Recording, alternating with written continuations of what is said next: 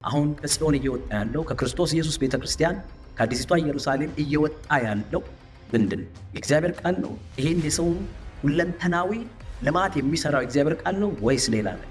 ያ ሲወጣ ሰዎችም ሲመጡ ከዚያ እውነት ጋር ሲገናኙ ይሄ ሁሉ ይሆናል። ፍትህ፣ ርትዕ፣ ልማት፣ ሰላም፣ መረጋጋት ይሆናል። ይሄን አገር ለማች ዘመን ለማ ይባላል። መነሻው ግን ይሄ ነው። ዘፍጥረት ምዕራፍ 18 ቁጥር 26 ላይ የእግዚአብሔርን ቃል ስንመለከት አይታችሁ እንደሆነ አብርሃም ሊጎበኘው እግዚአብሔር ከመጣ በኋላ በአብርሃም ጓዳ በአብርሃም ድንኳን ያለውን ጉዳይ ከጨረሰ በኋላ እግዚአብሔር ሲሄድ አብርሃም ተከተለውና እግዚአብሔርም ደግሞ ተናገረ፣ ለወዳጄ ለአብርሃም ይህንን ምስጢር አልሰውርም ብሎ ሰዶም ከኃጢአቷ የተነሳ ሰዶምና ገሞራ ከኃጢአታቸው የተነሳ ሊጠፉ እንዳሉ ለአብርሃም ሲያማክረውና ሲያናግረው አብርሃም በእግዚአብሔር ፊት ቆሞ መማለድ ጀመረ እና ሲማልድ ያላቸውን ነገሮች ተመልከቱ። ምን አለ? እግዚአብሔርም በሰዶም በከተማይቱ ውስጥ 50 ጻድቃን ባገኝ ስፍራውን ስለነሱ ምራለሁ አለ። እያለ ቁጥሮቹን እያወረደ ስንት ደረሰ? ምናልባት ከዚህ 10 ቢገኙስ አለው። ቁጥር 32 ላይ እርሱም ስለ 10 አላጠፋትም ይላል። ወገኖቼ የማህበረሰብ የአገር የዘመን ጥፋት ለካ ከጻድቃን አለመገኘት ሊሆን ይችላል። እዚህ ላይ ሌላ ፋክተር አልነበረም። 50 ጻድቃን ከተገኙ 10 ጻድቃን ከተገኙ በከተማይቱ ላይ የእግዚአብሔር ቁጣ ይመለሳል። ያቺ ምድርና ያቺ ከተማ አትጠፋም። ወገኖቼ ዛሬ ጥፋታችን ለምን በዛ? በእውነት 50 ጻድቃን ሳይገኝ ቀርቶ ነው? መጽሐፍ ቅዱሳችን ብዙ የሚለን ነገር አለና ይሄን ነው የምናነሳው። ጻድቃን ሆነን ተገኝተን ለምድራችን፣ ለከተማችን፣ ለትውልዳችን የፈውስና የለውጥ ምክንያት እንሁን ለማለት ነው። እኛንን ዋና የሰው ልጆች ናቸው ዋና ፋክተር። በተለይ ደግሞ እውነተኛውን ሰውነት በክርስቶስ ኢየሱስ በማመን ያገኘን ቅዱሳን ለከተማ ፈውስ፣ ለአገር ፈውስ፣ ለትውልድ ፈውስ፣ ለዘመን ፈውስ ምክንያቶች ነን ብሎ ለማሳሰብ ነው የሰው ያለ የምንለው። ብዙ ሰው ብዙ አሳሰብ አለ፣ ብዙ ነገር አለ። ለአገር በሽታ፣ ለከተማ፣ ለቤተክርስቲያን ውድቀት ምክንያቱ ገንዘብ ማጣት ነው፣ እውቀት ማጣት ነው። በዚያ የምንላቸው ብዙ ነገሮች አሉ። ነገር ግን ዋነኛና መሰረታዊ ጉዳዩ ግን የሰው ልጅ እንደሆነ ለማሳሰብ ነው የሰው ያለ እያልን ያለ ነው። እግዚአብሔር የተመሰገነ ይሁን። አዎ አንዳንድ ሰዎች አሁን ይህን ቃል ስናነብ እንደኛ በክርስቶስ ኢየሱስ ጸድቀናል እኮ እኛ አለን፣ ለምን ከተማይቱ ትጠፋለች? እንዴት ትጠፋለች? ልን እንችላለን። ልክ ነው።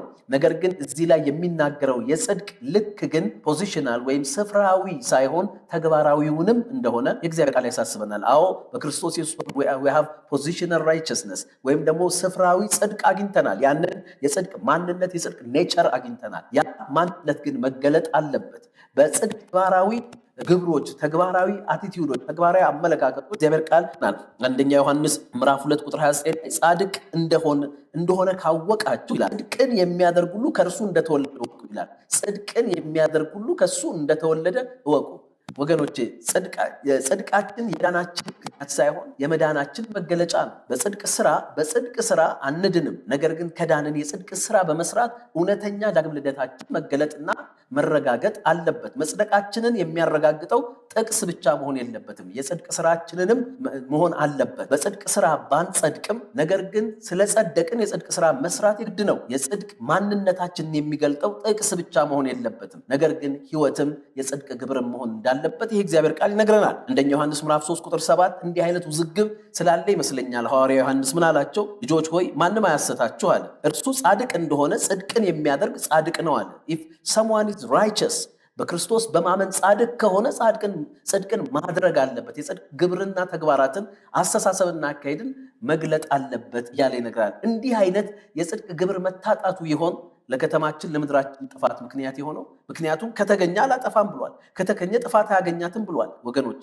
እና የጽድቅ ቅጥራችን ፈርሶ ይሆን? 50 ጻድቅ ታቶ ይሆን? 10 ጻድቅ ታቶ ይሆን? አዎ በክርስቶስ ኢየሱስ አምነን ጸድቀናል። ነገር ግን ያ የጽድቅ ማንነትና ተፈጥሯችን በጽድቅ ግብር እየተገለጠ ነው አይደለም። ምንድነው የጽድቅ ግብር ካላችሁ፣ ግብሮች ካላችሁ መዝሙር 15 ከቁጥር 2 እስከ 5 ማንበብ ትችላላችሁ። ፕራክቲካል ነገሮች አሉ።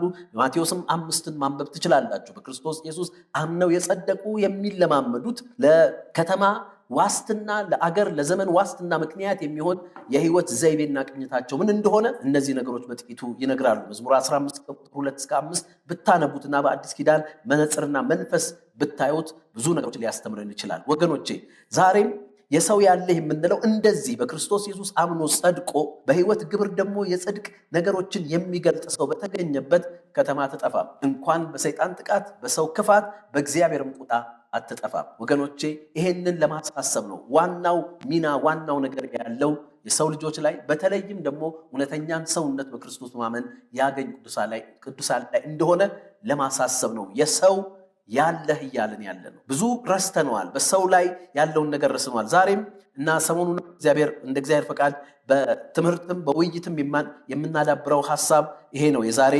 ርዕሳችን ታላቁ ተልእኮ። ስለ ታላቁ ተልእኮ እናውቃለን። ማቴዎስ ወንጌል ምዕራፍ 25 ከ19 ጀምሮ ያለው የመዝጊያው ቃል ማለት ነው። ታላቁ ተልእኮ ወንጌል፣ የሰው ልማት፣ የሀገራት ፈውስ፣ ስልትና አጀንዳ እንደሆነ ነው የምንነጋገረው። ስለ ታላቁ ተልእኮ ስለ ወንጌል ምንነት እናውቃለን ብዙዎቻችን። ግን ይሄ ታላቁ ተልእኮ ይሄ ወንጌል መሰረታዊ አጀንዳውና ስልትነቱ ሰውን በማልማት ዘመናትን መፈወስ እንደሆነ በዚህ ሐሳብ ውስጥ ነው የምንነጋገረው። ብዙዎቻችን ስለ ታላቁ ተልእኮ እንነጋገራለን፣ ስለ ወንጌል ስርጭት እናወራለን። ነገር ግን ይሄ ታላቁ ተልእኮ ስልጠቱና አጀንዳው ምንድነው ካልን ሰውን ማልማት ነው። ሂውመን ዴቨሎፕመንት ነው። ሰውን በማልማት የዘመንን ፈውስ የአገርን ፈውስ ማምጣት እንደሆነ ከዛሬ ጀምሮ የምናደርገው የእግዚአብሔር ቃል ትምህርትና ውይይቶች የምናጠናክረውና የምናስተላልፈው መልእክት ይሆናል። እግዚአብሔር የተመሰገነ ይሁን። እዚህ ላይ አንድ ነገር ልበላችሁ ወገኖቼ። አዎ ታላቁ ተልእኮ ወንጌል የሰው ልጆች የሁለንተናዊ ልማት መለኮታዊ ስልትና አምላካዊ አጀንዳ ነው። ታላቁ ተልእኮ ወንጌል የሰው ልጆች ሁለንተናዊ ልማት ሆሊስቲክ ዴቨሎፕመንት ኦፍ ሂውማኒቲ፣ የሰው ልጆች ሁለንተናዊ ልማትና የዘመናት ፈውስ የአገራት ፈውስ መለኮታዊ ስልትና አምላካዊ አጀንዳ ነው። እግዚአብሔር የተመሰገነ። ዝም ብሎ አይደለም። በዝርዝር እንመጣበታለን። በዚህ አቅጣጫ እንደው በተቃራኒ አንዳንድ ነገሮችን በማንሳት ልጀምር። ታውቃላችሁ የዘመንን ጥፋት የዘመንን ብልሽት ሲቀምር ጠላት እኮ የሚጠቀመው ሌላ ነገሮችን በማበላሸት አይደለም፣ ሰዎችን በማበላሸት ነው። ሰዎችን በማፍረስ ነው። ሰዎችን በማጥፋት እንደሆነ መጽሐፍ ቅዱስ ይነግረናል። ሁለተኛ ጢሞቴዎስ ምዕራፍ 3 ቁጥር 1 ላይ ብትመለከቱ ምን አለ? ነገር ግን በመጨረሻው ቀን የሚያስጨንቅ ዘመን እንዲመጣ ይህን ወቃል። በመጨረሻው ቀን የሚያስጨንቅ ዘመን መቼም ዛሬም ስንመለከት አሁን ያለንበትንም ዘመን ስንመለከት የመጨረሻው ቀን አካል ስለሆነ አስጨናቂ ዘመን እንደሆነ እናያለን። ብዙ ጥፋቶች፣ ብዙ ውድቀቶች፣ ብዙ አስጨናቂ ነገሮች፣ ተፈጥሯዊ ሰው ሰራሽ የሚሆኑ ብዙ ነገሮች እንዳሉ እንመለከታለን። ነገር ግን የዘመኑ አስጨናቂነት መሰረታዊ ምክንያት ምንድን ነበረ? ወይም የመጨረሻው ቀን ዘመን አስጨናቂ እንዲሆን ጠላት ያበላሸውና በዋነኛነት ያተረማመሰውና ያጠፋው አካል ምንድን ነው? ተፈጥሮን ነው? ስርዓትን ነው? ምንድን ነው ያበላሸው? ተመልከቱ ቁጥር 2 ላይ ሰዎች አለ። በመጨረሻው ቀን የሚያስጨንቅ ዘመን እንዲመጣ ይህን ወቅ። ለዘመኑ አስጨናቂነት ምክንያቱና መንስኤው ምን አለ? ሰዎች ራሳቸውን የሚወዱ ይሆናሉ እያለ ብዙ ነገር ከተናገረ በኋላ ሰዎች ይሆናሉ። ሰዎች የሆነ ቅኝት ውስጥ እንዲገቡ ማድረግ፣ እግዚአብሔር ከሰጣቸው ማንነት፣ ተልእኮ፣ ባህሪ አፈንግጠው እንዲወጡ በማድረግ ሰዎችን ሪሞዴል ሪኢንጂነር በማድረግ ሰዎችን አመለካከት፣ አሳሰብ፣ ባህላቸውን በማበለሻሸት ነው ዘመኑን አስጨናቂ ምድሪቷን በሽተኛ የሚያደርገው። የጠላት ታርጌት ይሄ ነው። ሰው ነው። የሚያስጨንቅ ዘመን እንዲመጣ ወቅ እንዴት ነው የሚመጣው? ዘመኑን የሚያስጨንቅ የሚያደርገው ምንድን ነው? ሰዎች ዝርዝሩን ላንብብ። ራሳቸውን የሚወዱ ይሆናሉ፣ ገንዘብ የሚወዱ፣ ትምክተኞች፣ ትዕቢተኞች፣ ተሳዳቢዎች፣ ለወዳጆቻቸው የማይታዘዙ፣ የማያመሰግኑ፣ ቅድስና የሌላቸው፣ ፍቅር የሌላቸው፣ እርቅን የማይሰሙ፣ ሐሜተኞች፣ ራሳቸውን የሚያገዙ፣ ጨካኞች፣ መልካም የሆነውን የማይወዱ፣ ከዳተኞች፣ ችኩሎች፣ በትዕቢት የተነፉ፣ ከእግዚአብሔር ይልቅ ተድላን የሚወዱ ይሆናሉ። by making people እንደዚህ በማድረግ ሰዎችን ነው ዘመኑን አስጨናቂ ምድሪቱን በሽተኛ የሚያደርገው ጠላት። ይሄ ነው የጠላት ስትራቴጂ። የእግዚአብሔርም ስትራቴጂ ተመሳሳይ ነው ወገኖቼ። አሁንም ለዘመን ፈውስ፣ ለምድር ፈውስ ምክንያት እንዲሆን ታላቁን ተልእኮ ሲናገር የተነገረው ወደ አሕዛብ ሁሉ ወደ ዓለም ሁሉ ሂዱ፣ go into all nations፣ ወደ አገራት ወደ ህዝቦች ሁሉ ሂዱ፣ በአብ በወልድ በመንፈስ ቅዱስ ስም እያጠመቃችኋቸው የነገርኳቸውን ሁሉ እንዲታዘዙ እያስተማራችኋቸው ደቀ መዛሙርት አድርጓቸው፣ እስከ ዓለም ፍጻሜ ከእናንተ ጋር ነኝ። ታርጌት ያደረገው ሰዎችን ሂዱና አጥምቁ፣ አስተምሩ፣ አድርጉ፣ እኔ ከእናንተ ጋር ሆናለሁ። ሰዎችን ዲሳይፕል በማድረግ ነው ኔሽንን ዲሳይፕል የምናደርገው ወገኖች። ይሄ የእግዚአብሔር ስትራቴጂም ነው። ልክ ጠላት ይሄን ነው የተጠቀመው። ሰዎችን በማድረግ ነው፣ ሰዎችን እንዲሆኑ በማድረግ ራሳቸውን የሚወዱ፣ ገንዘብ የሚወዱ፣ ተድላን የሚወዱ በማድረግ ነው ዘመኑን አስጨናቂ ሀገሪቱን በሽተኛ ያደረገው። እንደዚሁ የእግዚአብሔርም ስትራቴጂ። ለዚህ ነው ታላቁ ተልእኮ የሰው ልማት የሀገራት የዘመናት ፈውስ ስልትና አጀንዳ ነው የምንለው። ዝም ብሎ ነገር አይደለም። ታላቁ ተልእኮ ኢዝ ዲቫይን ፓኬጅ፣ መለኮታዊ ፓኬጅ ነው። የሰው ልማትን ሂውመን ዴቨሎፕመንትን የሚያመጣ ወገኖቼ፣ ለአገር ፈውስ ለአገር እድገት መሰረታዊ የልማት መነሻው የሰው ልማት ነው። ሂውመን ዴቨሎፕመንት ነው። ሰው መልማት አለበት። ሰውን ደግሞ በፍጹምና በሁለንተናዊ ደረጃ የሚያለማው ታላቁ ተልእኮ የክርስቶስ ኢየሱስ ሕያው ዘለዓለማዊ ወንጌል ነው። እግዚአብሔር የተመሰገነ ይሁን። ወገኖቼ ቅድም ባልኳቸው አግባብ ይህንን ሰዎችን የማበላሸት ሰዎችን በሆነ ቅርጽና ቁመና የመስራት የጠላትን አጀንዳ የሚያስፈጽሙ ብዙ የተቀነባበሩና የተደራጁ የጠላት ስራዎች እንዳሉ ልጠቁማችሁ ፈልጋለሁ። እነሱ አልታከቱም፣ እነሱ አልደከሙም፣ እነሱ አልሰነፉም። ሰዎችን በአንድም በሌላም ሁኔታ መለወጥና ያንን አስጨናቂ ዘመንና የምድር የሀገራት በሽታ እንዲፈጠር ማድረግ ሰዎችን እንዲህ ለማድረግ በብዙ አቅጣጫ እየጣሩና እየተጉ እንደሆኑ ላሳስባችሁ ወዳለሁ። እኛስ እውነተኛውን ሁለንተናዊ የሰው ልማትን በመስራት በማልማት ሰውን ዴቨሎፕ በማድረግ ሁለንተናዊ ልማት በሰው ላይ በመፍጠር ዘመንና የሀገር ፈውስ ሊያመጣ የሚችለው የወንጌል ባላደራዎች የታላቁ ተልእኮ ባላደራዎችስ ምን ያህል ቦታ ላይ ነን ያለ ነው? የት ቦታ ላይ ነው? የእነሱን ያህል እየተጋን ነው ወይ? ዛሬ ማህበረሰብ ብትመለከቱ፣ ልጆቻችሁን ብትመለከቱ፣ ወጣቱን ህፃናቱን ብትመለከቱ አስተሳሰብ፣ የአመለካከት የአካሄድ ቅኝታቸው በማን እየተሰራ ነው? ማን እንዲሆኑ ማን ምን እያደረጋቸው ነው ለሚለው ጥያቄ ብዙውን ሚና የሚወስደው የዚህ የክፋት መንፈስ አጀንዳ አቀንቃኞች ስራ እንደሆነ የእግዚአብሔር ቃልም የምናያቸው ነገሮች ይመሰክሩልናል። ወገኖቼ አንድ መጽሐፍ አነብ ነበርና አክቹዋሊ ሙሉ በሙሉ አላነበብኩትም፣ ግን አንዳንድ ነገሮችን ስመለከት ሰዎች ጠቁመውኝ በጣም ይገርማል። ይሄንን የሰው ልጆችን እንዲህ አድርጎ አበላሽቶ ዘመንና ሀገራትን በሽተኛ ጠማማ ለማድረግ ከሚተጉ ሰዎች አንዱ የሆነ ሰው የጻፈው መጽሐፍ ነው። እዚህ ላይ ይዤዋለሁ። ዩቫል ኖሃ ሃራሪ ይባላል እና ሆሞ ዲዮስ የሚል መጽሐፍ ጽፏል። ከዚህም በፊት ሆሞ ሳፒየንስ የሚል ጽፏል። ከዛም ሌሎች መጽሐፍ ጽፏል እና ይሄ ሰው ግብረ ሰዶማዊ ነው በህይወት ዘይቤው። እንደገናም ደግሞ ፕሮፌሰር ነው፣ የተማረ ሰው ነው፣ ብዙ ሪሰርቾችን የሰራ ሰው ነው እና ይሄ ሰው በጻፈው መጽሐፍ ላይ ይሄ ሆሞ ዲዮስ ማለት ሆሞ ማለት ሰው ማለት ነው። ዲዮስ ማለት ደግሞ አምላክ ማለት ነው። ወይም ደግሞ ሰዎችን ወደ አምላክነት መለወጥ አፕግሬዲንግ ሂውማኒቲ ኢንቱ ጋድስ ማለት ነው። አሁን ከዚህ በኋላ ሆሞ ሳፒየንስ ሳይሆን ሆሞ ዲዮስ አምላክ የሆኑ ሰዎች ይሆናሉ የሚል መንፈሳዊ አይደለም፣ ሳይንሳዊ መጽሐፍ ነው። ታሪክን፣ ፖለቲክስን፣ ኢኮኖሚክስን የያዘ መጽሐፍ ነው። በዚህ ቅኝት ውስጥ ነው እነዚህን ነገሮች እየተናገረ ያለው ነው። ዋና ሀሳቡም እዚህ ላይ እንደሚናገረው ወደፊቱ ሁኔታ ሰዎች ላይ ያነጣጠረ ነው። ሰዎችን በአንድም በሌላ መንገድ አስተሳሰባቸውን መቃኘት። ይሄ ታውቃላችሁ ዘፍጥረት 3 ላይ የነበረ ሴራ ነው። ሆሞ ዲዮስ እኮ ነው ያላቸው። ይሄን መጽሐፍ ነው የጻፈው እኮ ያን ጊዜም እባቡ ማለት ነው። ዘፍጥረት ምዕራፍ 3 ቁጥር 5 ላይ ከእርሷ በበላችሁ ቀን አይኖቻችሁ እንዲከፈቱ እንደ እግዚአብሔር መልካምና ክፉን የምታውቁ እንደምትሆኑ እግዚአብሔር ስለሚያውቅ ነው። you shall be like gods ሆሞ ዲዮስ ትሆናላችሁ ብሎ ነው ያችን ዛፍ ያቀረበላቸው። ዛሬም ይሄ ገበታ በእንደዚህ አይነት ጸሐፊዎች በእንደዚህ አይነት ሰዎች እየቀረበ ነው፣ እየተጉ ነው። ይሄን ነገር በጽሁፍ ብቻ ሳይሆን በፊልሞቻችን በተለያየ ነገር ውስጥ እያቀነባበር ትውልዳችንን ወደዚህ ሰዎችን ወደዚህ አይነት የጥፋት ቅኝት ውስጥ ለማስገባት እየተሰራ እንደሆነ ይናገራል። በተለይ እንደዚህ ይሄ የሁለተኛ ጢሞቴዎስ ምዕራፍ 3 ቁጥር 1 አጀንዳ ዘመኑን አስጨናቂ ምድሪቷን በሽተኛ ለማድረግ ሰዎች ላይ ተቀነባብሮ የሚሰራውን ነገር በአራት መሰረታዊ ነገሮች እንደሚሰሩት ይህ መጽሐፍ ይተርካል። ሌሎችንም ነገሮች ስታነቡ ታያላችሁ። አንደኛው ይሄ ባህላዊ ሽግግርን ወይም ሽፍትን በማምጣት በተለይ ለብዙ በጎ ስልጣኔዎች መሰረት የሆነውን ጁዲዮ ክርስቲያን ቫሊዩስ ይሄ መጽሐፍ ቅዱሳዊ የሆነውን እሴቶችን በማጥቃትና በመለወጥ ባህሉን በማበላሽ መሰረታዊ ሆነው ኖርም እንዲሆንና ለብዙ ወገኖች ዛሬ የዓለም ሕዝብ ሁሉ ኢንጆይ ለማያደርጋቸው በጎ ስልጣኔዎች መሰረት የሆነውን ጁዲዮ ክርስቲያን ቫሊዩ ወይም ደግሞ መጽሐፍ ቅዱሳዊ እሴቶችን በማጥቃትና በማበላሸት የሰው ልጆችን አሳሰብና ቅኝት በመምታት ዘመኑን አስጨናቂ ምድሪቷን እና ሀገራትን በሽተኞች የማድረግ ስራ እየሰሩ ነው። ይሄ መነሻቸው ነው። ከዚያም አልፈው ደግሞ በቀጥታ የሰው አካላዊና ስብዕናዊ ነገር ላይ ራሱ የሚሰሯቸው ነገሮች እንዳሉ የሚያመላክቱ ብዙ ነገሮች አሉ። ይህ መጽሐፍ የሚናገረው ለምሳሌ ምን ይላል?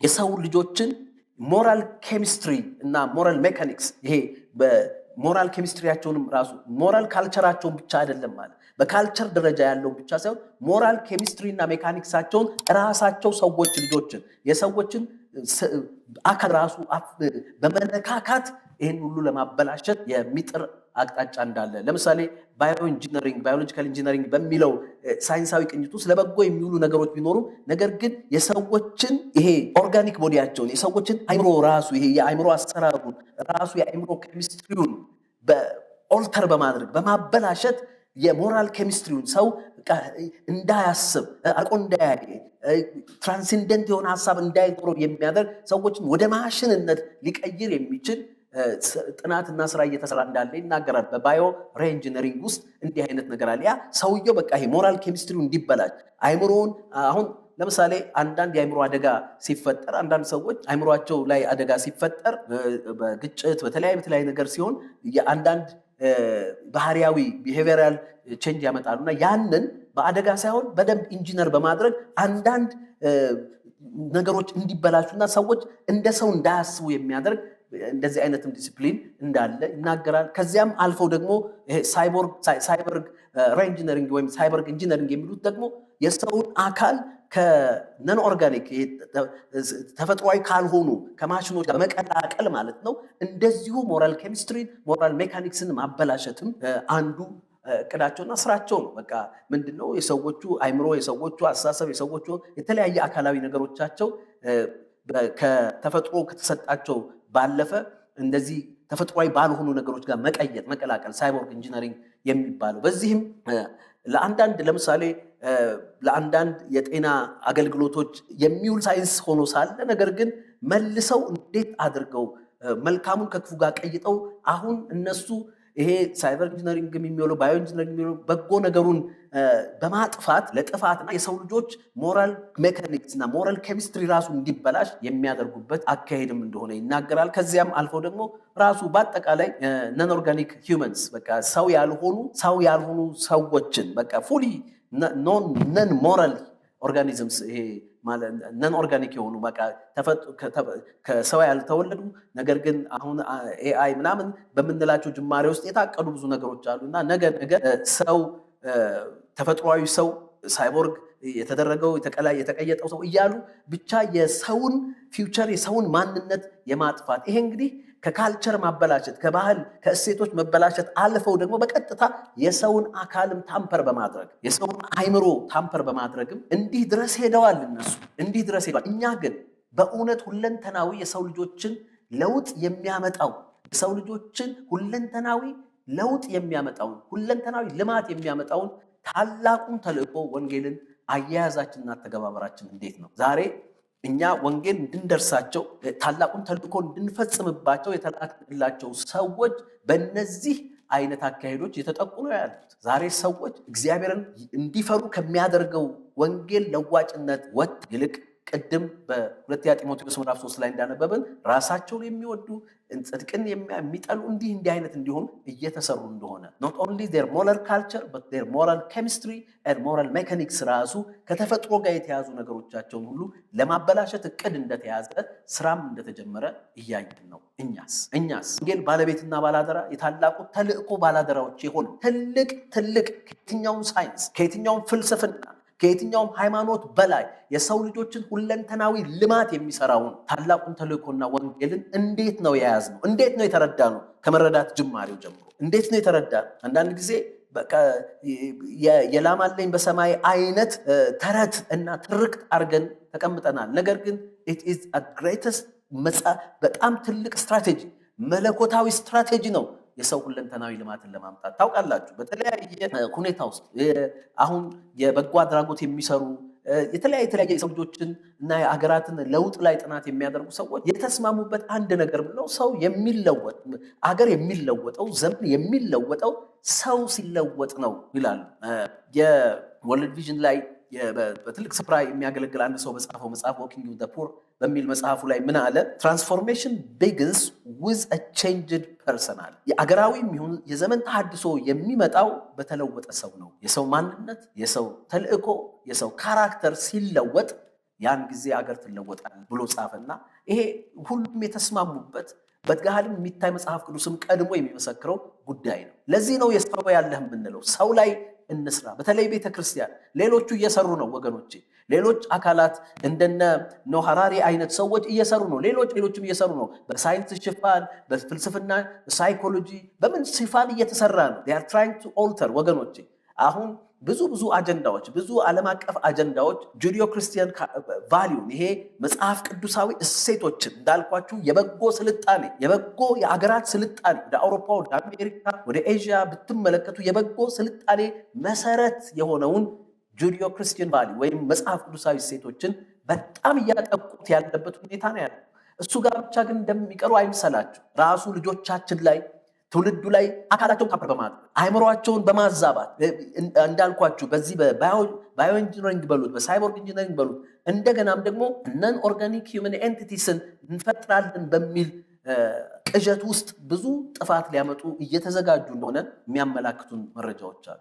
ነገር ግን ይሄንን የጠላትን ሩጫ የሚገታ ደግሞ እኛ እጅ ያለ ታላቅ ተልእኮዋል፣ የክርስቶስ ኢየሱስ ወንጌል። ሃሌሉያ! ይሄ ወንጌል ዝም ብሎ የቤተ ክርስቲያን ትርክት ብቻ አይደለም፣ ወይም ደግሞ አንድ ተራ መንፈሳዊ ወይም ሃይማኖታዊ ጉዳይ ብቻ አይደለም። የሰው ልማት ሰማያዊ ስልት ነው። አገር ማደግ ካለበት፣ ዘመን መፈወስ ካለበት የሚጀምረው ምንም ነገር በማልማት አይደለም፣ ሰውን በማልማት ነው። የሰው ልጅን በማልማት ነው። ሁለንተናዊ ልማት ደግሞ የሚገኘው በክርስቶስ ኢየሱስ ወንጌል ውስጥ እንደሆነ የእግዚአብሔር ቃል ያስተምረናል፣ ይነግረናል። በዚህ ውስጥ ሁለንተናዊ የሰው ልማትን የሚያመጣው የክርስቶስ ኢየሱስ ወንጌል ወይም ታላቁ ተልእኮ ግብሮቹ፣ ተግባሮቹ ምን እንደሆኑ በጥቂቱ ላሳያችሁ። እንዲህ ይላል የእግዚአብሔር ቃል ማቴዎስ ወንጌል ምዕራፍ 28 19ና 20 እንግዲህ ሂዱና አሕዛብን ሕዝብን ሁሉ በአብ በወልድና በመንፈስ ቅዱስ ስም እያጠመቃቸዋቸው ይላል። የሰው ልማት የሚጀምረው በአብ በወልድ በመንፈስ ቅዱስ ስም ከማጥመቅ ነው። ምን ማለት እንደሆነ መጣበታለሁ። ያዘዝኳችሁንም ሁሉ እንዲጠብቁ ያስተማራቸዋቸው፣ ሁለተኛ ደቀ መዛሙርት አድርጓቸው፣ ሶስተኛ እነሆም እኔ እስከ ዓለም ፍጻሜ ድረስ ሁልጊዜ ከእናንተ ጋር ነኝ ይላል። እንግዲህ የሰው ሁለንተናዊ ልማት በታላቁ ተልእኮ ተግባር እንዲረጋገጥ እነዚህ ሶስት ተግባሮች መሰራት አለባቸው አለ። ሰው መልማት የሚጀምረው ከመጠመቅ ነው። መጠመቅ ምን ማለት ነው? እግዚአብሔር ቃል እንደሚነግረን ታውቃላችሁ፣ የሰው ቀውስ መሰረታዊ መነሻው መንፈሳዊ፣ አእምሮአዊም አይደለም፣ አካላዊም አይደለም፣ ኢኮኖሚያዊም አይደለም፣ ፖለቲካዊም አይደለም።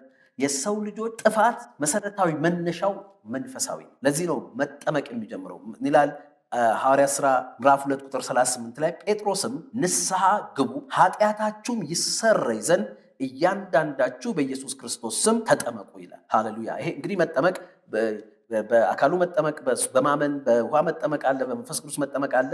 ሁሉን መጠመቅ የሚለው ዋና ሐሳብ ግን ምሳሌነቱና ተግባራዊ ጭብጡ ግን የሚያሳየው ምንድን ነው? የኃጢአት ስርየት ወይም የመንፈሳዊ ችግር መወገድን ሂደት። የሰው ልጆች ሁለንተናዊ ልማት ዴቨሎፕመንት የሚጀምረው መሰረታዊ ውድቀታቸው መነሻ የሆነው ኃጢአታቸው ሲሰረይ፣ ኃጢአታቸው ሲወገድ። ኃጢአቱ ያልተወገደና ያልተሰረየለት ሰው በየትኛውም የሰዎች ልማት ሂደት ውስጥ ቢሄድ ውጤቱ ሙሉ አይሆንም፣ ውጤቱ ፍጹም አይሆንም። ስለዚህ መነሻው ይሄ ነው።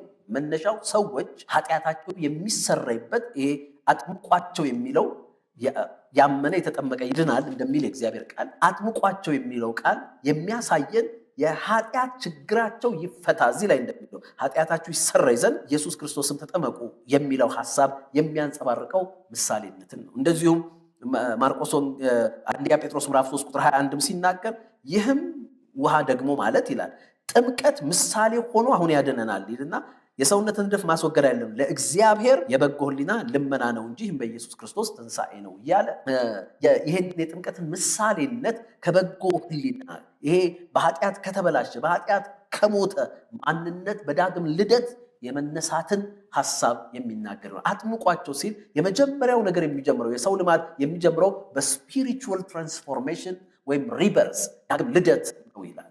ለዚህ ነው የወንጌል ዋነኛውና የመጀመሪያው ግንባር ቀደም አጀንዳ ሰዎች ከኃጢአታቸው ስርየት የሚያገኙበትን ዜና ማብሰር ነው። በክርስቶስ ኢየሱስ የመስቀል ሥራ የሰው ልጆች ኃጢአት ይወገዳል፣ በጎ ሕሊና ይፈጠርላቸዋል፣ አዲስ ፍጥረት ይሆናሉ፣ ዳግም ልደት ያገኛሉ። ያ አንደኛውና መሰረታዊ መነሻው የታላቁ ተልእኮ የሰው ልማት መጀመሪያ ግብርና ተግባር ነው። እግዚአብሔር የተመሰገነ ይሁን።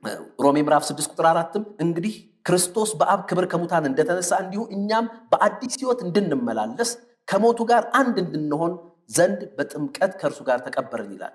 አሁንም ስለ ጥምቀት ሲያነሳ በአዲስ ሕይወት እንድንመላለስ ያን አዲስ ሕይወት፣ አዲስ ፍጥረትነት፣ አዲስ ማንነት የምናገኝበትን ስራ ማለት ነው። የሰው ልማት የሚጀምረው ከዚህ ነው። የሰው ልማት የሚጀምረው ከዚህ ነው። ይሄ አደራ ደግሞ የተሰጣት ቤተክርስቲያን ናት። ቤተክርስቲያን ወንጌልን ስትሰብክ መነሻዋ ነው መንፈሳዊ ትራንስፎርሜሽን፣ መጨረሻዋ አይደለም፣ መነሻዋ ነው። ያንን ትሰብካለች። ምክንያቱም በኃጢአት ውስጥ ያለን ሰው በየትኛውም አይነት አግባብ ብናለማው ፍጻሜው ፍጹም አይሆንም፣ መጨረሻውም ሙሉ አይሆንም። ሁለንተናዊ የሰው ልማት እንዲፈጠር ከፈለግን መነሻው ኃጢአት የሚወገድበትን የክርስቶስ ኢየሱስን የማዳን ወንጌል ከመናገር ይጀምራል። እዛ ጋ ግን አያቆምም። ማርቆስ ወንጌል ምዕራፍ 2 ላይ ትዝ ይላችሁ እንደሆነ እነዛ 4 ወዳጆቹ አንድን ሽባ ሰው ይዘው መጥተው በኢየሱስ እግር ስር ጣራ ነድለው ካስቀመጡት በኋላ ጌታ ኢየሱስ ሽባ ይዘው ነው የመጡት። እንዲፈውስላቸው እንዳመጡት ግልጥ ነው።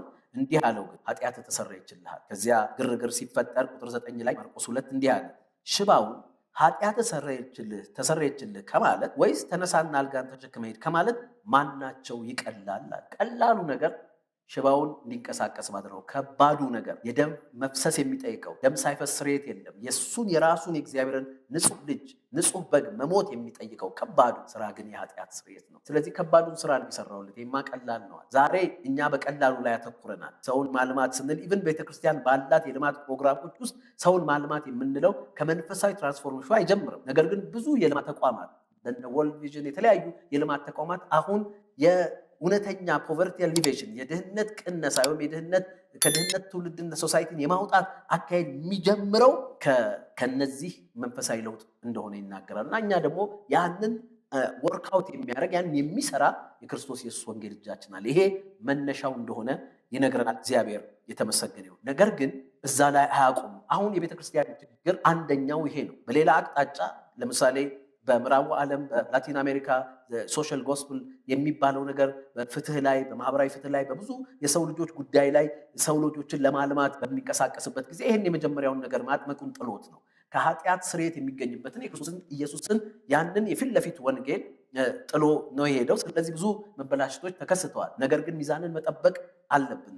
የሉዘን ኮንፈረንስ ቢሊግራም አሶሲዬሽን ሲጀመር እነዚህ ሁለት ነገሮች ከማስታረቅም የመነጨ እንደሆነ ታሪክ ይነገረናል። እና ዛሬም ይህንን ነገር ሳንጥል፣ ነገር ግን ደግሞ በዚህ ነገር ብቻ ሳንገደብ፣ በማጥመቅ ላይ ብቻ ሳንገደብ፣ በመንፈሳዊ ትራንስፎርሜሽን ላይ ብቻ ሳንገደብ፣ በዳግም ልደት ላይ ብቻ ሳንገደብ ቀጣዩንም የታላቁን ተልእኮ ተግባሮች ማምጣት እንዳለብን እግዚአብሔር ቃል ይነግረናል። ምንድነው ሁለተኛው? እንዲህ አለ፣ እያስተማራችኋቸው እኔ የነገርኳቸውን ሁሉ እንዲታዘዙ እያስተማራችኋቸው ይላል።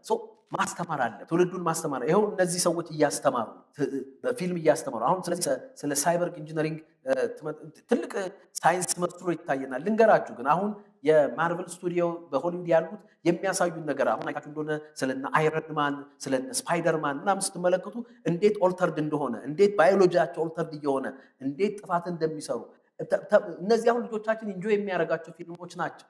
ሌሎችም ፊልሞች የተለያዩ ነገሮች አሁን አይረንማንን ብዙ ህጻናት ልጆቻችን ሊጠይቁ ይገባቸዋል። አይረንማን ሳይበር ነው በቃ የተገጠመለት እነን ኦርጋኒክ ራሱ እንትን ጋር ሌሎችም እነ ስፓይደርማን እነ ምናምን የምንላቸው እነዚህ ልጆቻችን እያላመዱ ነገ እነሱን አይረንማን ስፓይደርማን እናርጋለን ቢሏቸው ሊስማሙ የሚችሉበት ልምድ ውስጥ እያስገቡ እንደሆነ ይተጋሉ እነሱ በአንድም በሌላም ሁኔታ። እኛስ ማስተማር ይሄ የታላቁ ተልእኮ ሌላው አጀንዳ እንደሆነ ቤተክርስቲያን ብዙ የረሳኑ እንደሆነ ምስክር ነው። የምናየው የክርስትና ህይወታችን ስስነት የሚያሳየው ብዙዎች እንደሚሉት ክርስቲያኒቲ ኢዝ ማይል ዋይድ፣ በተለይ በአፍሪካ በጣም ሩቅ ነው፣ በጣም ሰፊ ሽፋን አግኝቷል። ነገር ግን ጥልቀቱ በጣም ትንሽ ነው የሚባለው ጥምቀቱ ላይ ስለቀረብ ነው። እንውረድ እናስተምር።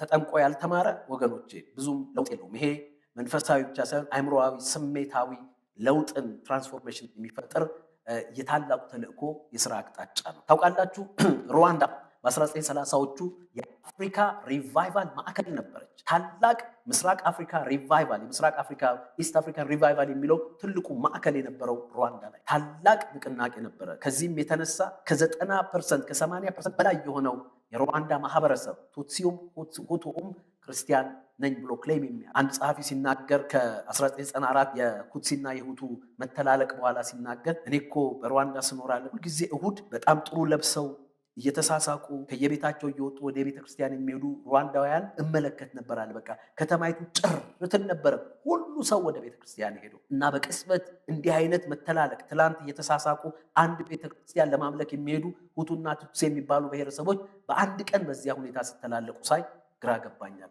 ምን ይመስላችኋል? የዚያ ችግር ከ60 ዓመት በኋላ ያ ሪቫይቫል ሲኖር ዊትነስ ያደረጉ ሰዎች አዛውንቶች እያዩ ያንን ታላቅ ሪቫይቫል የመሰከሩ ሰዎች እያዩ ያህልቂት በቤተ ክርስቲያን ቅጥር ግቢ ሳይቀር ክርስቲያን በሚባሉ በአገልጋዮች መካከል ሳይቀር የተከሰተበት ሁኔታ ተፈጥሯል። ለምን? ኢየሱስ ያዘዘውን አላስተማርም፣ ኢንፎርም አላደረግም። የሰው ልማት ከመንፈሳዊ ለውጥ ይጀምራል። በአእምሮ በስሜት ተሐድሶ ይቀጥላል። ይሄ ነው እያስተማራችኋል። but we have failed in the teaching ministry of the great commission በታላቁ ተልእኮ የማስተማር ግብር ላይ ግን ብዙ ወድቀናል። ሩዋንዳ ተመለከትን። ዛሬስ በእኛስ ምድር ቢሆን ብዙ የአፍሪካ ብትመለከቱ እነ ኬንያ ከ85% በላይ ክርስቲያኖች ናቸው። ኬንያም ናይሮቢ ብትሄዱ ሁሉም ሰው ወደ ቤተክርስቲያን የሚሄድ ሰው ነው። ነገር ግን በኮራፕሽን ኢንዴክስ የመጀመሪያዋ ነች ይባላል ኬንያ። ምንድን ነው ችግሩ? ማስተማር። ሰውን በዚህ ደረጃ አላለማ ነው። የአእምሮ ልማት፣ የስሜት ልማት በወንጌል በታላቁ ተልእኮ ጭብጥ ሰራንበት። ይሄ መሰራት አለ። እነሱ እየሰሩ ምንድን ነው የምናስተምረው ካላችሁ ዝርዝር ውስጥ በውይይትም በባለሙያዎችም ትንታኔ እንመጣለን። መሰረታዊ ነገሮቹ ግን ክርስቶስ ያስተማራቸው እኔ ያዘዝኳችሁን እያስተማራ አዲስ ነገር አለ የምናስተምረው ከሌላ ከየትም ምንጭ አምጥተናል። እኔ ያዘዝኳችሁ እያስተማራችኋቸው ያለ። ስለዚህ እሱ ያዘዘው ምን አስተማረው? ጥልቅ ሰማያዊ የህይወት እሴቶች አሉ፣ ላይፍ ቫልዩስ አሉ። የእግዚአብሔር ሚስጥሮች፣ የህይወት ክህሎቶች አሉ፣ ሰማያዊ የህይወት ክህሎቶች ላይፍ ስኪልስ ላይፍ ቫልዩስ አሉ። የእግዚአብሔር መንግስት ስርዓቶች አሉ፣ የሰማይ ሚስጥሮች አሉ። በወንጌላቱ በመልእክታቱ ያስተማረው እነሱን ማስተማር አለ። ለምሳሌ የማቴዎስ ወንጌል ምዕራፍ 5 የተራራው ስብከት ማለት እኮ ወገኖቼ ትልቅ ስልጣኔን የሰራ የሰማይ ስርዓት እኮ ነው። ለሰው ልጆች የህይወት እሴቶችን ያሰነቀ፣ ለሰው ልጆች የህይወት ክህሎቶችን ያስታጠቀ፣ ብዙዎች ከዚያ ቀድተው ስልጣኔን የፈጠሩበት፣ አገራት የተወለዱበት ታላቅ አስተምሮ የለም። እሱ ለምን በዚህ ነገር ፌል ካረግን ሰው እያለማን አይደለም። የሰው አእምሮ ልማት የሚጀምረው ስቴም ሳይንስ፣ ቴክኖሎጂ፣ ማትስ ምናምን ከማስተማር አይደለም። የሰው የአእምሮ ልማት የሚጀምረው ከስቴም ኢንፑት ሳይሆን ከዚህ መንፈሳዊ መጽሐፍ ቅዱስ ተው፣ ሌላ ተቋማትን ተው። ቤተክርስቲያን በሳምንት 1፣ 2፣ 3 በምታገኛቸው ህዝቦቿ ላይ አእምሮአቸውን እያለማች ነው። በክርስቶስ ኢየሱስ የህይወት እሴቶች፣ የህይወት ክህሎቶች፣ የመንግስት የመጽሐፍ ቅዱሳዊ የእግዚአብሔር መንግስት ሚስጥራት እየለወጠቻቸው ነው። ሰው አእምሮ ስሜቱ እየለማ ነው። their mental and emotional development በዚህ መጽሐፍ ቅዱሳዊ ቅኝት ውስጥ ዛሬ ሰው ቢያቃጥሉ እንዳይሰማቸው የሚያደርግ የአእምሮ ልማት እየተደረገ ነው። የአእምሮ ጥፋት ልበለው እየተደረገ ነው። እነሱ በራሳቸው ቅኝት እያለሙት ነው። ለዚህ ነው ዛሬ የዚህ ቪዲዮ ጌም ላይ ውለው ቁጭ ብለው ከርመው ተጥተው ነገ ትምህርት ቤቶቻቸው ሄደው የ10፣ የ11፣ የ12፣ የ13 ዓመት ልጅ በመሳሪያ ጓደኞቹን የሚጨርሰው አስተማሪዎቹን የሚጨርሰው። ምክንያቱም ዲሴንሳይዝ ያደርጉታል። በእነዚህ ነገሮች አእምሮ ላይ ነው የሚሰሩ ያለ። እኛስ ለጥቂት ሰዓታትም ለጥቂት ቀናትም በቤተ ክርስቲያን የሚመጡትን ሰዎች አእምሮአቸው ለጽድቅ፣ ለእግዚአብሔር ፍርሃት፣ ለጎረቤት ፍቅር እየተቀኘ ነው ወይ? ዛሬ ምስባኮቻችን ዜና ምንድን ነው? ብዙ ጊዜ የሰው ልጆችን ስሜታዊ ፍላጎት አክቹዋሊ ስጋዊ ምኞት ራሱ ክርስቲያናዊ ምላሽ ለመስጠት ነው የምንደፋደፈው። የገንዘብ ፍቅሩን፣ የስሜት ፍቅሩን፣ ይሄ ሄዶኒስቲክ የሆነው ፍቅሩን ልንሞላለት ነው ወንጌሉን እንዲህ እያጣመምን የምንሮጠው። የጽድቅን ቃል፣ የእውነትን ቃል፣ የለውጥን ቃል፣ የፈውስን ቃል፣ የይቅርታን ቃል እየተናገርን አይደለም፣ እያስተማርን አይደለም። ወንጌል ግን የሚለን ይሄን ነው፣ አስተምሮ። ሁለተኛ ነገሥት ላይ እኔ አንድ የሚገርመኝ ነገር አለ። ሁለተኛ ነገሥት 17 ላይ ንጉሥ ኢዮሳፍጥ በይሁዳ ላይ ከነገሰ በኋላ ያደረገው አንድ ነገር፣ በቃ እሱ የሚችለው ነገር እንደ ንጉሥነቱ አደረገ። ብዙ ነገር ካደረገ በኋላ ቁጥር 7 ላይ እንዲህ ይላል። ሁለተኛ ዜና ምዕራፍ 17 ቁጥር 7 ላይ በነገሰም በ3ኛው ዓመት ይላል። እሱ በኢየሩሳሌም የነበሩትን ነገሮች አፈረሰ። ብዙ ነገሮችን ካስተካከለ በኋላ በ3ኛው ዓመት በይሁዳ ከተሞች አለ ስሙ ያስተምሩ ዘንድ መሳፍንቱ። አሁን መሳፍንቶች እኮ የንጉሱ ቀጣይ ኤክስኪዩቲቭ ሊደርስ ናቸው። ንጉሱ ከፍተኛው መሪ ነው በአገሪቷ ላይ። ከስር ያሉት መሳፍንቶቹ አሁን በዘመናችን ሚኒስትሮች፣ የቢሮ ኃላፊዎች እንደምንላቸው ማለት ነው። መሳፍንቶች እነሱን አለ ሌላ ነገር ያደርጉ ዘንድ አለ ያስተምሩ ዘንድ መሳፍንቱን ብሎ ስማቸውን ዘረዘርና ሰደደ። ቁጥር 8 ከእነርሱም ጋር ሌዋውያንን ሰደደ።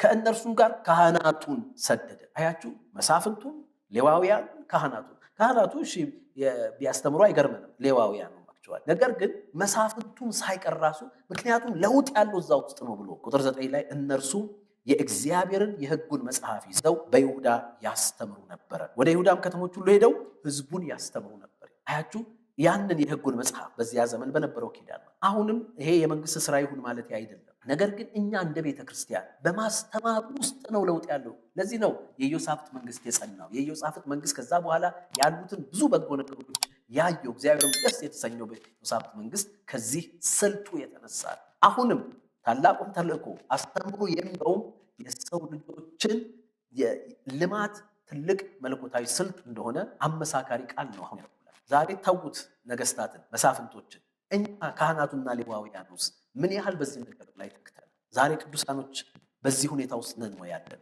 ወገኖቼ የሰው ልማት ምን ፈውስ፣ የሀገራት ፈውስ መነሻ። ሰው ሳይለማ ምንም ነገር ብናለማ ዘመን አይፈወስም፣ ሀገር አይፈወስም። ምንም አይነት ልማት ብናለማ ሰው ካለማ በሌላ አቅጣጫ ያለማኑን የሚያፈርስ ሰው ነው የሚሆን። ነገሮችን የማይጠብቅ ሰው፣ የማያስቀጥል ሰው ነው የሚሆን። ያለማ የለማለትን ነገር ያበላሽ።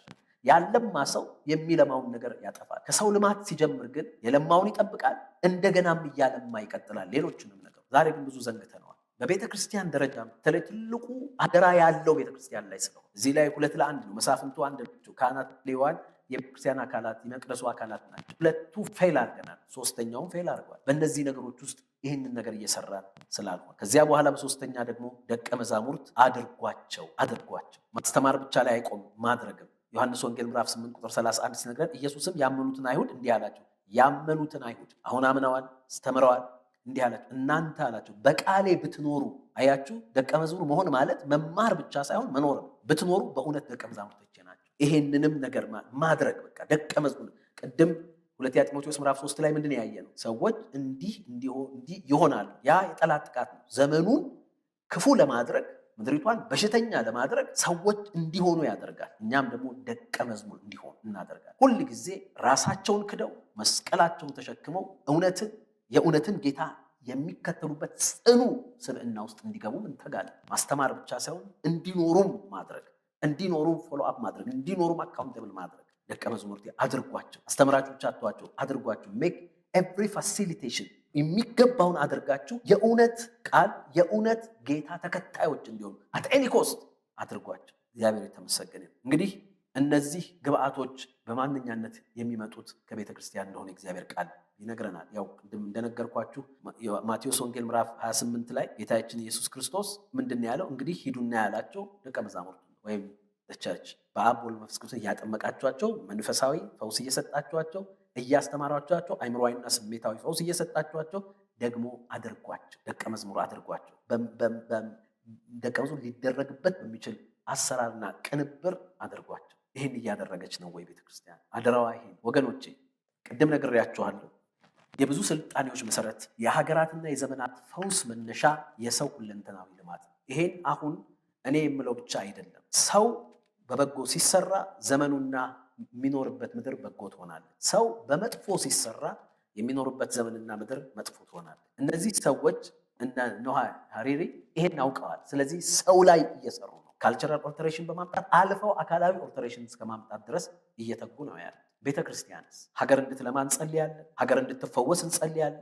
ቤተ ክርስቲያን እንድትለማ እንድትፈወስ እንጸልያለን። ግን ልማቱ የሚጀምረው የት ጋር? የሰው ልጆች ልማት። የሰው ልጅ የሚለማው በምን መሳሪያ ነው? በመሰረታዊ በዋነኛነት በታላቁ ተልእኮ በወንጌል መሳሪያነት። በወንጌል በታላቁ ተልእኮ ያለማ ሰው በየትኛውም ነገር ሊልማ አይችልም። የትኛውንም ነገር ሊያልማ አይችልም። በፍጹምነት በዘላቂነት። ለዚህ ነው አንዳንድ ብቅ ያሉ ስልጣኔዎች በሰው መበላሸት የሚፈርሱት። የት ይደርሳሉ የሚሉ አንዳንድ የአገራት የዘመናት ልማቶች ፈራርሰው የሚቀሩት ያለማ ሰው ያመጣው መዘዝ ነው። ታሪክን ብናጥና ማለት ነው። ስለዚህ ይህንን ነገር እናደርግ ዘንድ የእግዚአብሔር ቃል አደራው ደግሞ ያሳስበናል። ታላቁ ተልእኮ የሰው ልጆች ሁለንተናዊ ፈውስ፣ የሰው ልጆች ሁለንተናዊ ልማት፣ የሀገራትና የዘመናት ፈውስ ሰማያዊ ስልትና አምላካዊ አጀንዳ ነው። ዝም ብሎ ተራ ቃል አይደለም። ኢየሱስ ክርስቶስ ያድናል ብለን ወንጌሉን ስንሰብክ ሙሉ ምክሩን ስንናገር as a church ዝም ብሎ ሃይማኖታዊ ዲስኩር አይደለም። it is a greatest tool of human development የሰው ልጅ ልማት ትልቅ ስልት መሳሪያ ነው። እግዚአብሔር ይመስገን። ትንቢተ ኢሳይያስ ምዕራፍ 2 ቁጥር 2 ጀምሮ ሲናገር የነዚህ የታላቁ ተልእኮ ግብአት የእግዚአብሔር ቃል ግብአት የወንጌል ግብአት ውጤቶችንና ባላደራን ሲናገር ምን ይላል? በዘመኑ ፍጻሜ ይላል የእግዚአብሔር ቤት ተራራ በተራሮች ራስ ላይ ጸንቶ ይቆማል፣ ከኮረብቶች በላይ ከፍ ከፍ ይላል፣ አሕዛብ ሁሉ ወደ እርሱ ይሰበሰባሉ፣ ሕግ ከጽዮን የእግዚአብሔርም ቃል ከኢየሩሳሌም ይወጣልና። ብዙዎች አሕዛብ ሄደው ኑ ወደ እግዚአብሔር ተራራ ወደ ያዕቆብ አምላክ ቤት እንውጣ። ለምን ነው ያዕቆብ አምላክ ቤት የሚወጡት? ለምንድን ነው ቤተክርስቲያን የሚመጡት? እርሱ መንገዱን ያስተምረናል። አያችሁ፣ ያስተምረናል፣ መንገዱን ያስተምረናል። ከዚያስ በጎዳናው እንሄዳለን ይላሉ። አያችሁ፣ ይሄ እኮ ማለት ነው ሂዱ አስተምሩ፣ ሂዱ አጥምቁ አስተምሩ የሚሉ እንዲያውም እነሱ እኛ እንመጣለን ሁሉ እስኪሉ ድረስ ማለት። ከዚያስ ምን ሆነ? ውጤቱን ተመልከቱ። በአሕዛብ መካከል ይፈርዳል። ዛሬ የዘመንን ጨናቂነት የሀገራትን በሽታ ስንመረምር አንዱ ነገር የፍትህ መጉደል አይደለም፣ የፍትህና የርትህ መዛባት አይደለም። ይሄ ከሆነ ግን አለ ቤተክርስቲያን የእግዚአብሔር ቤት የእውነት ቃል አስተማሪ ከሆነች እንዲህ ይሆናል አለ።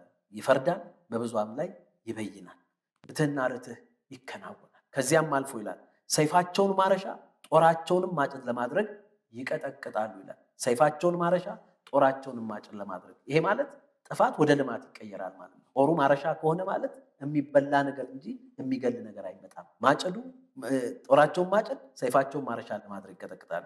ልማትና እድገት ይሆናል ማለት። ከዚያም አልፎ ህዝብ በህዝብ ላይ ሰይፍ አያነሳም፣ ሰልፍም ከእንግዲህ ወዲህ አይማሩም። ሰላም፣ መረጋጋት፣ ሴኪዩሪቲ ይኖራል ማለት። የዚህ ሁሉ ውጤት መነሻው ግን ምንድን ነው? ሕግ ከጽዮን የእግዚአብሔር ቃል ከኢየሩሳሌም ይወጣል። ምንድን ነው ግን ከኛ እየወጣ ያለው? አሁን ከጽዮን እየወጣ ያለው ከክርስቶስ ኢየሱስ ቤተክርስቲያን ከአዲሲቷ ኢየሩሳሌም እየወጣ ያለው ምንድን ነው? የእግዚአብሔር ቃል ነው። ይሄን የሰውን ሁለንተናዊ ልማት የሚሰራው የእግዚአብሔር ቃል ነው ወይስ ሌላ ነገር? ያ ሲወጣ ሰዎችም ሲመጡ ከዚያ እውነት ጋር ሲገናኙ ይሄ ሁሉ ይሆናል። ፍትህ፣ ርትዕ፣ ልማት፣ እድገት፣ ሰላም፣ መረጋጋት ይሆናል። ይሄን አገር ለማች ዘመን ለማ ይባላል። መነሻው ግን ይሄ ነው። ለዚህም ነው የእግዚአብሔር ቃል እንደሚናገር ታላቁ ተልእኮ ወንጌል የሰው ሁለንተናዊ ልማት፣ የሀገራት ፈውስ፣ የዘመናት ፈውስ ስልትና አጀንዳ ነው ያለው። ዛሬም ለዚህ የሰው ሁለንተናዊ ልማት፣ የሀገራት ፈውስ ቤተክርስቲያን ምን ያህል በታላቁ ተልእኮ መፈጸም ሚናዋን እየተወጣች ነው። እኔ የቤተክርስቲያን አካል እና እናንተ ሁላችሁ የቤተክርስቲያን አካል ናችሁና በዚህ ላይ እንትጋ።